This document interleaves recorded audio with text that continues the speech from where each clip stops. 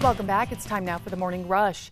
A local fire department is adopting a new system that they say will increase efficiency. Rio Rancho Fire Rescue recently launched a program that will improve how firefighters answer calls. Rio Rancho Fire Rescue says all of the tactics learned through the software will lead to more efficient calls. Albuquerque police is investigating an overnight homicide. Just before midnight, officers responded to reports of a body in the road near 98th Street and Dennis Chavez. When they got to the scene, they found one person had been shot. That person died on scene. We're working this morning to learn more about a shooting near Eubank and Central. Yesterday afternoon, APD said police were investigating a shooting but did not give any more details. It's unclear if anyone was hurt. We'll bring you updates on air and online as we learn more. Erica. And here's a look at our hourly forecast. 70 for our 7 a.m. forecast, 80s by around 10 and closing in on 90 degrees by the noon hour. It's going to be a scorcher out there today, so dress accordingly for the heat. Plans for next year's annual Freedom 4th event are in the works this morning after a successful event this year. Yesterday's celebration at Albuquerque's Balloon Fiesta Park included around 20 different food vendors, live music on the field, and of course, fireworks. Changes are coming to the Dean of Students office at the University of New Mexico. The office is adding 2 new Associate Dean of Students positions in hopes of providing better support to UNM students. The old position of Associate Dean of Student was held by Greg Golden. That job will be split in 2. Golden will now be the Associate Dean of Student Well-Being, while the Associate Dean of Student Rights and Responsibilities is still open. A recent 2-week operation by Albuquerque police and city crews saw 17 illegal camps cleaned up in the Bosque. The city's open space PSAs had spotted nearly 30 camps prior to the operation and another 15 after it commenced. Officers arrested 4 people, including 1 found with a machete, and issued 4 citations. Erica. And here's a look at our threat index. It is moderate today. There will be some severe storms in the northeast highlands with damaging hail, wind, and tornadoes possible, and extreme heat in especially the valley and the south.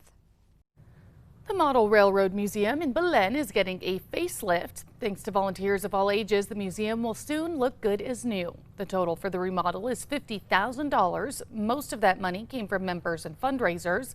The museum is currently open, but only on certain days. Meanwhile, the grand opening is scheduled for September 30th. This morning, investigators in Philadelphia are looking into what motivated a 40-year-old man to target a community, allegedly opening fire at random, killing 5 people. Police say the suspect, 40-year-old Kim Brady Carricker, was wearing a ski mask and bulletproof vest when he began shooting in a Southwest Philly neighborhood Monday night. The Secret Service is investigating how a substance that tested positive for cocaine got into the White House over the weekend.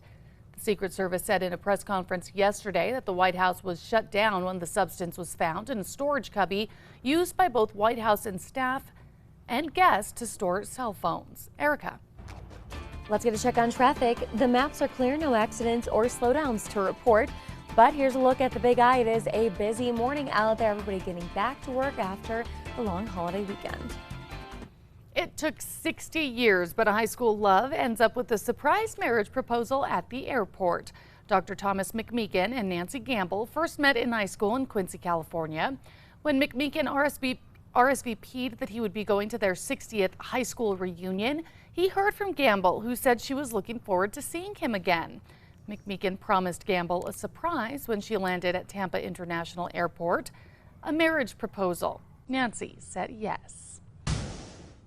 Time now for the 5 facts. At number 5, the Model Railroad Museum in Belen is getting a facelift thanks to volunteers of all ages. The museum will soon look good as new. It's a passion project for Gavin Strotterman, the youngest volunteer working on the museum. Southwest Model Railroad Club board members bought a portable building about a year and a half ago with the idea of turning it into a model railroad museum. Meanwhile, the grand opening for the public is set for September 30th. At number 4, plans for next year's annual Freedom 4th event are already in the works this morning after a successful event last night. Yesterday's celebration at Albuquerque's Balloon Fiesta Park included around 20 different food vendors, live music on the field, a 4th of July ceremony, and of course, fireworks.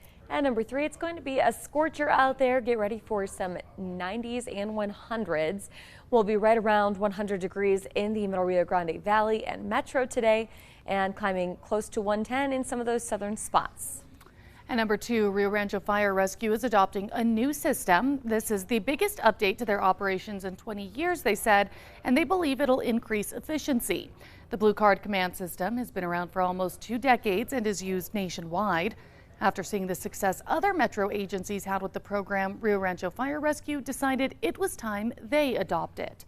The program is now department standard. All promoted officers must go through every 3 years. The program cost about $10,000 in city funding. And at number 1, Albuquerque police is investigating an overnight homicide. Here's what we know so far. Just before midnight, officers responded to reports of a body in the road near 98th Street and Dennis Chavez. When they got to the scene, they found one person had been shot. That person died on scene. 98th Street has since been reopened this morning. We'll bring you updates on air and online as we learn more.